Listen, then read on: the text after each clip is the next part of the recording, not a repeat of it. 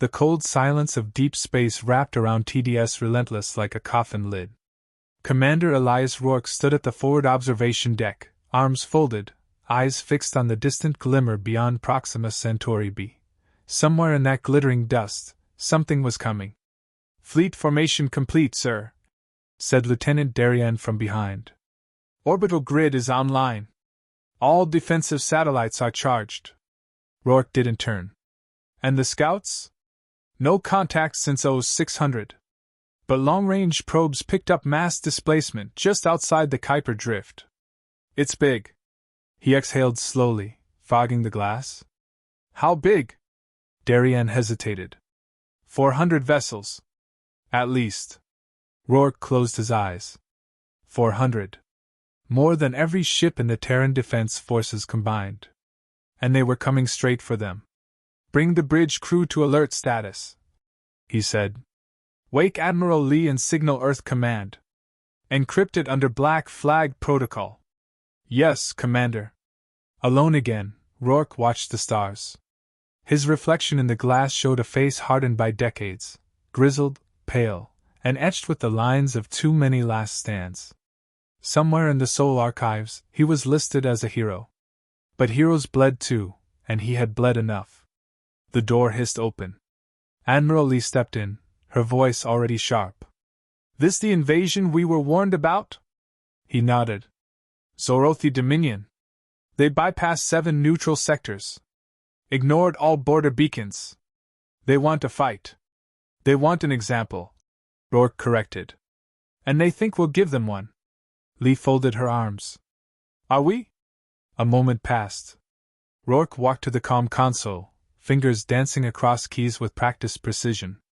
The system hummed as it linked to the long-range broadcast array. "This is Commander Elias Rourke of the Terran Defense Forces," he said into the transmitter. "You are entering sovereign human territory without clearance. You have violated interstellar boundaries. We offer one opportunity for withdrawal. Turn back immediately, or face the consequences." He cut the line. Lee arched a brow. "You really think they'll listen?" "No," he said. "But history will." Zorothi Dominion flagship Kothreth, 3 hours later. The war room aboard Kothreth pulsed with gold light and shifting tactical displays. High Warlord Varkon Trell sat at the center, his thick taloned fingers curled around a goblet of molten stone wine. His tusks gleamed beneath the bone circlet of conquest resting atop his mottled brow. "They dare threaten us," he rumbled, the words thick with contempt. The war priest chanted in the background, preparing the battle hymns.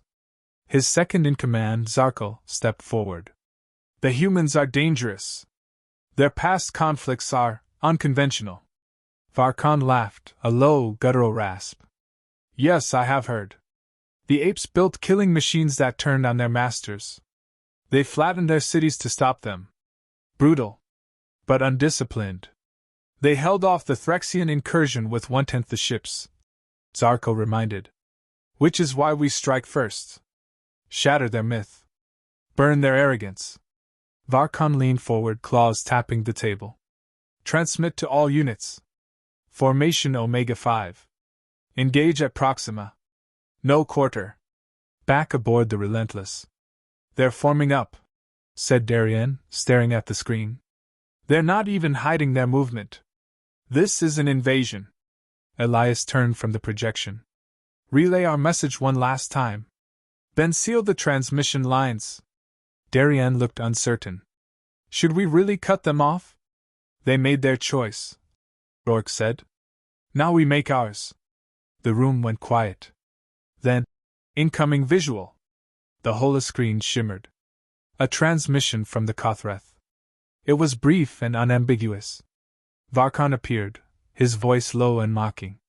"We do not fear your warnings. We do not recognize your borders. Prepare your dead." The screen blinked out. No one spoke. "Commander?" Lee asked softly. "Sound general alert," Rourke said. "Lock down the colony. Ready every orbital battery and activate all drone swarms. This will be hard, but it will not be long." That night, Elias sat alone in his quarters, the dull hum of the engines vibrating through the floor. He pulled out an old holoframe.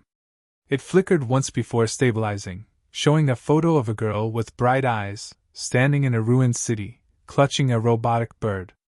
His daughter, Mila? She had died during the siege of Chicago, one of the final flashpoints of the AI wars. Back when humanity wasn't united. When Earth still bled from within. She was the reason he still wore the uniform. Not for medals. Not for pride.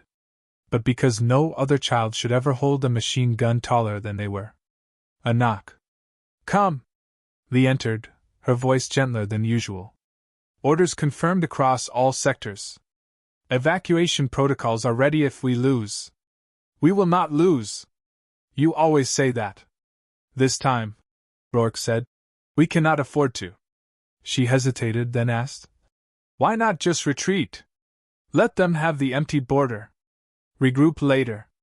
He set the frame down. Because they will not stop. They came not for territory, but dominance.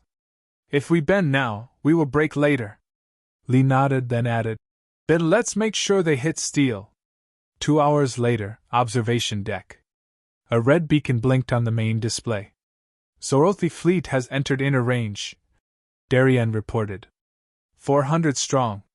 Formation wide, sweeping left flank. No response to pings. Elias Rourke stood at the center of the command deck. The full crew was silent, waiting. He leaned forward. Patch me through fleet wide. A soft chime echoed. This is Commander Rourke. You've all seen the odds. You've read the numbers. And some of you think this is how we end.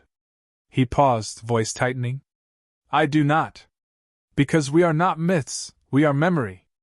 We are the result of everything they told us we could not survive. And if they expect submission, they came to the wrong species. He glanced at the holoscreen. Ships were closing. So hold the line. And remind them why the stars whisper our name. He gave the final order. Fire at will. The battle began like a storm without thunder, silent, sudden, and merciless. Space between TDS Relentless and the encroaching Zorothi fleet lit with bursts of blue plasma and streaking kinetic slugs. Human ships moved in tight formations, overlapping fields of fire, coordinated with the cold precision born of a dozen simulated scenarios. But simulations never bled. On the main screen, Elias Rourke watched the first salvo of gravitic mines detonate beneath a Zorothi cruiser. The ship buckled mid-frame, its hull folding inward like crushed foil. 2 more followed, caught in overlapping shockwaves. 3 down, Darien reported, voice steady but tight. But they are adjusting. Changing vector. Fast. Good, Rourke said. Make them burn fuel. Pull them away from the colony. Across the defense net, orbital platforms launched railshot volleys in coordinated arcs. Human weapons lacked the flashy energy signatures of other species. No gleaming beams, no humming void bombs. Just raw, devastating force. Blunt. Efficient. And still, they came. Down in the drone control bay, Captain Lee stood among the buzzing command tables, coordinating strike groups. Her voice cut through the overlapping chatter. Swarm Delta 8, flank from above. Leave the wreckage to choke their sensors. Copy that. Engaging. Lee tapped her mic. Relentless, this is Valkyrie. We have eyes on a Zorothi support frigate leaking plasma. Permission to press? Rourke's voice answered instantly. Granted. Break it. The transmission ended. Lee smirked grimly. Let's show them how Earth says hello. Back on Relentless, a junior comms officer turned in his chair. Commander, we've received transmissions from the Allied border systems. They're declining assistance. Rourke didn't react. Read it. The officer hesitated, then recited. To the Terran Command, we regret your engagement. Due to treaties and neutrality zones, direct support cannot be offered. We advise diplomacy. Rourke stared at the holomap as more enemy ships began a spread maneuver, classic encirclement. Diplomacy, he echoed. 400 warships just crossed 5 neutral zones without blinking, and they still think we can talk? "They're scared," said Lee, rejoining him on the bridge. "Not of the Zorothi. Of us." Rourke nodded slowly. "Good. Let them be." Hours passed in fire and silence. The human fleet held. Barely. Several defense satellites were lost. A troop carrier was gutted trying to relocate a civilian medical barge. TDS Vesper, a light frigate, exploded after taking a triple volley mid-thruster. In every loss, Rourke saw a name, not just a designation. "Status on the Valkyrie?" he asked. "Captain Lee reports heavy damage. Minor casualties. Still combat capable." He exhaled. "Send reinforcements to cover her flank. I want no gaps on the left corridor." Later, during the briefest lull in fire, Rourke sat alone in the mission planning chamber. The room was dim, backlit by a real-time display of the sector's movement patterns. The Zorothi were adapting. Their wedge formations were tightening. They were learning. He activated a private terminal. A voice buzzed through. "Admiral Creeley, one of the more politically cautious brass stationed at Europa Command." "Commander Rourke," Creeley said. "We've reviewed the projections. I suggest preparing evacuation of the Proxima installations. There's no shame in surviving to regroup." "No," Rourke replied, without pause. Creeley sighed. "This is not the AI wars. We do not have infinite bodies to throw at the fire. And they are not machines," Rourke said. "They bleed. They make mistakes. You assume victory is possible. I assume defeat is unacceptable." Silence. Then Creeley added quietly, "We've come far, Elias. Let's not waste it. Which is why we stand. Now get me Sole Defense Authority. We're activating Protocol Icarus." Creeley's voice sharpened.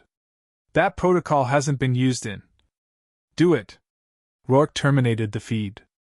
Down in engineering, drone squads deployed final phase gravitic netting, a web of collapsible singularity nodes designed to trigger chain implosions. Lee checked her tablet as she moved between shield matrix towers. A young ensign, maybe 20 at most, ran up beside her. "Ma'am, why are we laying these here? That section's out of direct line of fire." Lee looked at him. "Because Rourke knows where they'll be. Not where they are." "Is he ever wrong?" She gave a tired smile. "Not when it matters." Zorothi flagship Kothreth, same hour. Varkon stared at the fractured remains of a cruiser spinning lifeless through the void. His tusks twitched. "Unacceptable," he growled. Zarkal stepped closer. "The humans are using massless fields to pull our ships into kill zones. Their tactics are..." Varkon raised a hand. "We are Zorothi. We crush. We do not adapt to prey. But we are bleeding. Then we bleed forward." He paced slowly to the central command platform, voice rising. "This galaxy trembles at shadows. At ghosts. I will give them something real to fear." He turned to his fleet. "Begin convergence. Break their lines. I will deliver the final blow myself." Back on Relentless, warning klaxons sounded. The Zorothi were collapsing their formation, aiming for a hard push through the weakened left corridor, exactly where Valkyrie was holding. "Target lock confirmed," Darien reported. "They are committing their flagship." "Time to net closure?" Rourke asked. 15 minutes. We will not make it unless we bait them in." Lee's voice crackled through comms. "Relentless, this is Valkyrie. We are going to hold. If they want a corridor, they will pay for it in blood." "No," Rourke replied. "Fall back." "Negative. We cannot. They're targeting the relay towers behind us. If those go down, we lose sense of command." Rourke was silent. Then, quietly, "Understood.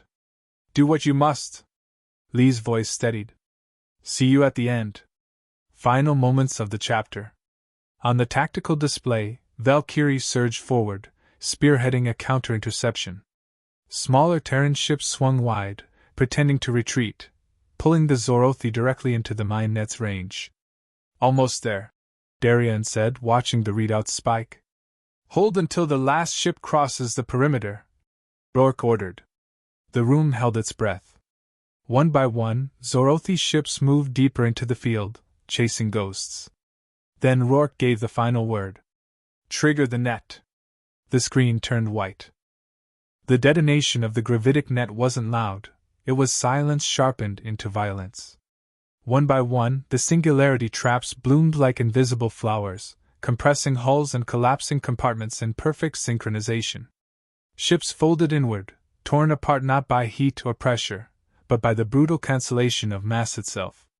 In under 30 seconds, 37 Zorothi warships ceased to exist. On the bridge of TDS Relentless, no one celebrated. They walked right into it, Berrien said, his voice hushed. Elias Rourke leaned forward, watching as the enemy formation reeled in confusion. What remained of their command structure began to scatter, captains panicking, lines of authority snapping. Signal Valkyrie. Have them push now. Cut through the debris cloud. If they can break formation. Sir? Another officer interrupted. Valkyrie's not responding. Rourke turned. Last transmission was from Captain Lee. 15 seconds before detonation. Emergency beacon triggered, and then silence. A pit opened in his chest. He straightened. Lock their position. Divert drones to scan for escape pods. If she's out there, I want her found. Zorothi flagship Kothreth, 10 minutes later. The bridge was chaos. Sparks erupted from shattered control terminals. A support column had collapsed across the primary helm station. The atmosphere was thinning. Varkan's blood stained his ceremonial armor, thick and black.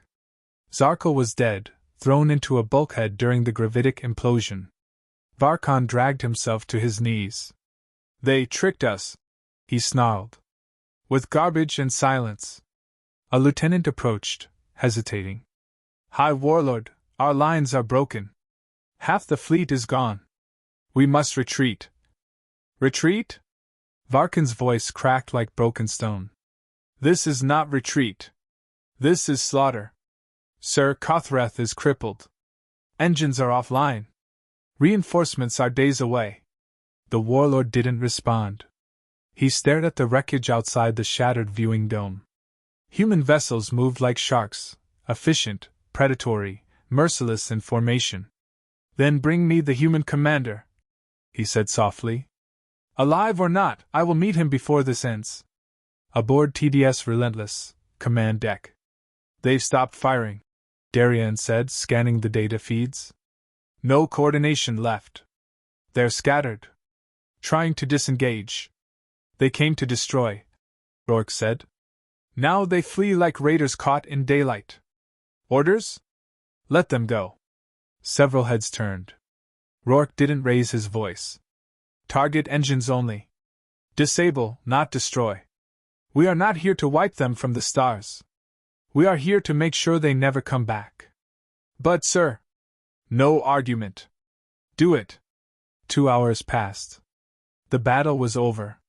What remained of the Zorothi fleet either drifted without power or fled beyond sensor range. Human losses were heavy, but not fatal.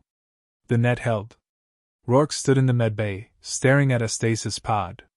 Captain Lee's body lay within. Pale, eyes closed, arm twisted unnaturally. Her uniform was blackened. But her face still looked like she had one more word left to say. A technician stepped beside him. Her pod auto-sealed mid-explosion. She bled out from internal damage, but she got the rest of her crew out first. 7 survivors. Rourke gave a tight nod. She knew the odds, he said. She knew the mission, the technician added. No, Rourke replied. She knew the message. Interrogation room, 3 hours later. Varkan sat in a containment chair, stripped of his armor, bound by neural dampeners. Even wounded, he radiated fury. Across the table, Elias Rourke sat quietly, hands folded. This is how it ends? Varkan hissed. Chained and mocked like some war criminal? This isn't mockery, Rourke said. This is mercy. Mercy, the warlord spat. You could have wiped us out. Why didn't you? Rourke leaned in slightly, Because total destruction breeds legends. And I do not want you to be a martyr. I want your people to remember you not as a hero, but as a failure. Varkan's jaw clenched. You were warned. Repeatedly. We asked for peace. You threatened. We warned. Rourke corrected. You chose to interpret discipline as weakness. He stood. We've opened a channel to your outer colonies. The survivors are being treated. Your empire now knows Earth is not to be trifled with. Varkan said nothing. As Rourke left, he paused at the door. Let this be your legacy. Not your conquest, but your defeat, and the fact that we let you live. 3 days later, Proxima Centauri broadcast relay. Across dozens of star systems, the following message pulsed through space. This is Commander Elias Rourke of the Terran Defense Forces. The Zorothi Dominion launched an unprovoked assault on human territory. They were repelled. Their fleet was defeated. We do not seek war. But we will not run from it. To any who consider testing our borders, know this: our silence is not submission. It is patience. Our restraint is not fear. It is principle. The message ended. Epilogue. Observation Deck TDS Relentless. The stars were calm again. The debris field had thinned, pushed into safe drift by orbital patrols. Rourke stood alone, watching the void. Darien stepped beside him. The Council wants to award you the Cross of Unity. I don't want a medal. They also want to rename the minefield, the Lee Line. Rourke's expression softened. She'd hate that. Probably. They stood in silence for a moment. She ever tell you why she stayed? Darien asked.